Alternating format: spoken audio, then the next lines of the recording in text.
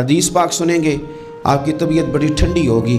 میرے نبی پاک صلی اللہ تعالیٰ علیہ وسلم نے ارشاد فرماتے ہیں کہ جو بندہ سوال سے بچنا چاہے گا، ارادہ کرے گا اللہ میں نے کسی سے نہیں مانگنا، فرمایا جو سوال سے بچنا چاہے گا رب اسے سوال سے بچا لے گا۔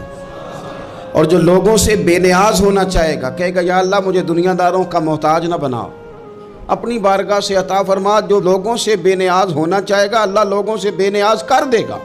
اور فرمایا جو صبر کا ارادہ کرے گا اللہ اسے صبر کی توفیق بھی عطا فرما دے گا۔